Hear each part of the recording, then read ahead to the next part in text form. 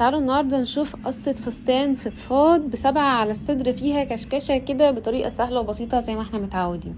رسمت باترون كورسير وطولته بطول الفستان او العباية بتاعتي. تعالوا بقى نحط القصة بتاعتنا على الباترون. اول حاجة ده الجيرو بتاع باطي الامام. القصة هنعملها قدام زي ورا، يعني اللي هعمله في باترون الامام هكرره تاني في باترون الخلف. اول حاجة هنزلها 12 سنتي على مستوى البوب بتاعي عشان نبدأ نعمل الفصلة بتاعة الديزاين بتاعنا، وهاجي عند منتصف الباترون وهنزل بالظبط 30 سنتي وهعمل نقطة عشان ده برضو سقوط السبعة بتاعة الكشكشة. هجيب مسطرة وهوصل النقطتين ببعض خط مستقيم، وكده نكون عملنا القصة اللي موجودة على الصدر اللي واخدة شكل السبعة. كل اللي هعمله دلوقتي ان انا هجيب مقص وهقص الخط ده عشان افصل الجزء العلوي في الباترون عن الجزء السفلي، لان الجزء السفلي هنبدأ نعمل فيه كده تشريحات عشان يدينا الوسع بتاع الفستان الكبير اللي انتوا شفتوه كنتوا مفكرينه كلوش. هفصل الجزء اللي فوق ده وهيتقص زي ما هو عادي على المتني. هنشتغل على الجزء السفلي. اول حاجة هعملها هقسم الخط المايل ده تقريبا كل 5 سنتي كده، هعمل نقطة وهجيب مسطرة طويلة وهبدأ انزل بالنقط دي خطوط مستقيمة لحد نهاية العباية بتاعتي علشان اشرح قطع مستقيمة زي ما هتشوفوا دلوقتي. خدوا بالكم احنا لو شرحنا هنتوه في القطعة من بعض، فيفضل ان انا بعد ما اشرح زي ما انتم شايفين كده لحد اخر العباية خطوط مستقيمة ان انا ارقم قبل ما اقص، يعني اسمي القطع بتاعتي 1 و2 و3 و4 عشان لما اجي اقص ما تهش واقعد اقول دي مين قبل التانية ومين كانت الاولى ونتوه من بعض. بعد ما مديت خطوط زي ما انتم شايفين، طبعا كل الخطوط دي هقصها بالمقص دلوقتي وهتشوفوها معايا.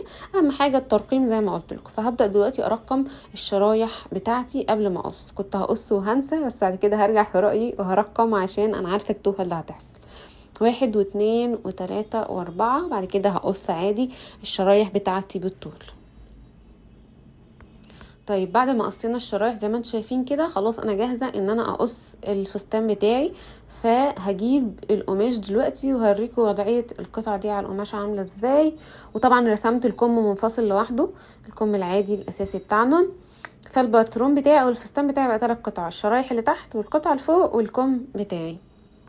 طيب احنا خلاص طبقنا القماش برسل على برسل، ورحت مطبقه القماش على نفسه تاني عشان اجيب قدام زي ورا. طيب انا طبقت قد ايه؟ طبقت بالظبط، قست بالمزوره الطول الحته اللي تحت قد ايه، ورحت مطبقه قدها على نفسها. يعني انا كانت بالنسبه لي كانت 110، فرحت مطبقه 110 على 110. بعد ما حطيت برسل على برسل زي ما انتم شايفين كده 4 طبقات، هبدا اجيب الشرايح بتاعتي. الشريحه رقم 1 هبعدها عن متن القماش في حدود 8 سنتي وهبدا احطها. نجيب القطعة رقم 2 وهبعدها 8 سنتي عن القطعة الاولى وارجع احطها، وهجيب القطعة رقم 3 وهبعد برضو 8 سنتي وهكذا. يبقى انا هسيب بين كل شريحة والتانية 8 سنتي. والشريحة رقم 1 ما حطيتهاش على المتن زي ما انتم شايفين، لا بعدتها هي كمان 8 سنتي عن متن القماش. المسافات اللي انا بسيبها دي ايه اللي هتديني الكشكشة اللي انتم شفتوها في الموديل اللي هتكون على الصدر. ولو ركزتوا معايا وانا بحط القطع ان انا حطهم كلهم على خط مستقيم تحت، يعني انا اعتبرت طرف القماش من تحت هو الخط المستقيم بتاعي، فخليت كل قطعة تقف على الخط المستقيم ده عشان تطلع الفستان بتاعي باطوال متساوية، ما يطلعش في الاخر قطعة حتة طويلة من تحت وحتة قصيرة. حطينا قطعنا والدنيا تمام، هيجي دور القص. عايزه اوريكم هقص ازاي الميله اللي طالعه معايا من فوق دي على طرف القماش بحيث ان الدنيا تطلع معايا مظبوطه، محتاجش اعدل كتير في الفستان وانا شغاله. زي ما انتم شايفين جبت مسطره طويله وحطيتها ووصلت كل النقط دي ببعض عشان اقص خط مستقيم. زي ما انتم شايفين كده لازم يكون خط مستقيم ما فيهوش اي زوايا. بعد كده همشي على طرف الباترون بتاعي في اخر حته دي، همشي عليها بالظبط لان هي فيها جزء من جيرو الباط، وده خط الجنب اللي انا هقصه مايل دلوقتي. هنقصه بنفس الشكل بكل حاجه. وفي اخر الفستان من تحت هقص خط مستقيم الطبقتين ال4 طبقات على بعض. خلصت قص، هجيب باترون الكم الحته اللي اتبقت من القماش تقريبا كانت 1.25 متر. حطيت الكم اهو مرتاح، وهجيب القطعتين بتوع الامام. طب يا انتي ما قلتيش اصلا الفستان اخد مني كام متر؟ اخد مني 3.5 متر، والقماشه نوعها سي واي. لو حد اتخن حد ارفع نفس ال3.5 هيكفون. انتوا بصوا اللي فاض منها كتير ازاي. فانا بما اني لقيت عندي مساحه فقررت اعمل كشكشه كده فوق في راس الكم، فرحت مزوده الدوران بتاع الكم من فوق مساحه تديني كشكشه في الكم من فوق، ومن تحت زودت طول الكم تقريبا 12 سنتي علشان احط استك. هوريكم برضو خياطه الاستك كانت عامله ازاي والكشكشه بتاعته كانت عامله ازاي.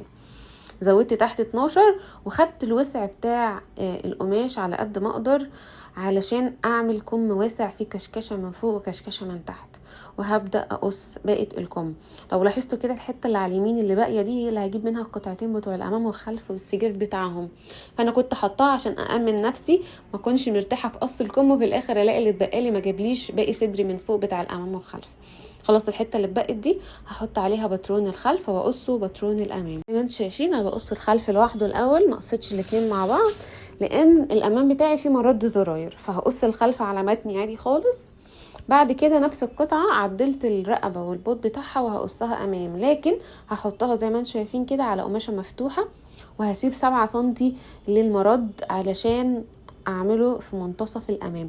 ركزوا بقى في الحته دي عشان المرد يطلع معاكم مظبوط.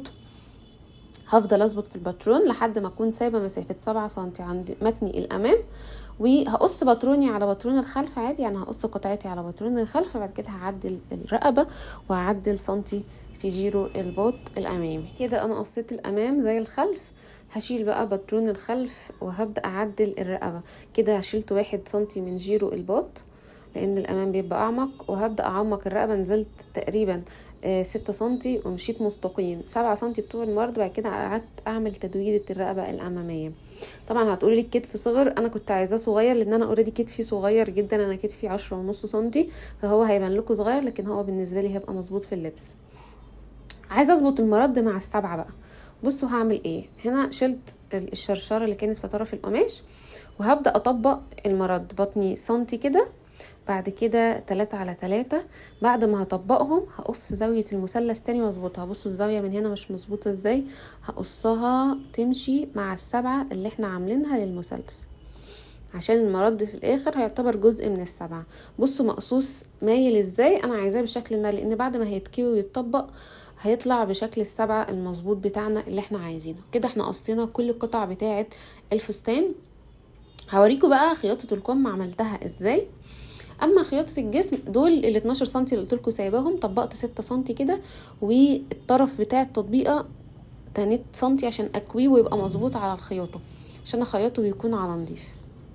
ده السنتي اللي تنيته لجوه اهو عشان يتخيط على نضيف لان انا هعمل الاستك تدكيك. طبعا القطعتين اللي احنا قصيناهم بالتشريح هكشكشهم وارجع اثبتهم في الجزء العلوي تاني، فهم ما فهمش فكره، يعني انا ما صورتهمش كتقفيل. الفكره في المجرى بتاعه الاستك هو اللي انا صورته لكم كتقفيل. زي ما انتم شايفين انا خيطت السنتي اللي احنا قلنا عليه على طرف التانية. هحط الاستك عشان اخد العرض بتاعه، وهجيب طباشير عادي خالص واعمل نقطه جنب الاستك عشان اخيط واسيب مجرى مناسب للاستك، ما اخيطش على مسافه كبيره وفي الاخر يطلع الاستك بتاعي مهوي. طيب خلاص كده علمت الطريق كله بتاع المجرى. كل اللي هعمله همشي بالمكنه خياطه على العلامات اللي انا عملتها دلوقتي بالطباشير. زي ما قلت لكم الفستان كل اللي انا عملته فيه تنيت المرد وخيطته وكشكشت الجزء اللي تحت وثبته في الجزء اللي فوق وبس كده. كان في فيديو انا مصوراه قبل كده لخياطه كشكشه الجزء السفلي مع سبعه الصدر، هحطها لكم بعد خياطه الكم عشان برضو اللي مش هيعرف يثبت يبقى عارف انا ثبتها ازاي. خياطه الفستان ده سهله جدا. بصوا هجيب الاستك هاخده دورانه على قد دوران الاسوره بتاعتي، وبسيب كمان عليهم 2 سنتي عشان بقفل الاستك وخيطه في الاخر، فباخد دوران الاسوره زائد 2 سنتي. جبت دبوس مشبك او دبوس كبير او بنسة اللي يريحكم عشان نبدا ندكك الاستك جوه الكم. طبعا احنا كل ده شغالين على ظهر الكم، ده الظهر، الوش هيكون الجنب التاني. بعد كده كشكشت راس الكم وثبتها في الفستان. الفستان طالع خطير جدا في اللبس، معظم الناس فاكراه كلوش وهو تشريح، وسعه حلو جدا في اللبس. 3.5 هيلبس اي مقاس زي ما قلت لكم، والقماشه بتاعتنا كانت CY نقدر نستبدلها بكريب مفيش اي مشاكل خالص، وهتطلع بنفس الشكل وجميل زي ما انتم شايفين. بعد ما كشكشت الاستك حطيت وشه في وش الكم نفسه، يعني طبقته على 2 وهبدأ بقى اقفل جنب الكم بتاعي. وده كده كان شكل الكم النهائي، هوريهولكوا بعد ما الفه كده والبسه. شفت ان انا منزلاكوا فيديو اسدال خروج، هتلاقوا لونه رمادي كده، حاطالكوا في خياطه الكشكشه بتاعه 7 الصدر مع الجزء العلوي، شوفوها هتستفيدوا منه. ده كده الشكل النهائي للعبايه. والزراير اللي موجوده في الصدر دي اسمها زراير كابس، عملت لكم ليها فيديو هنزله، وده الشكل النهائي.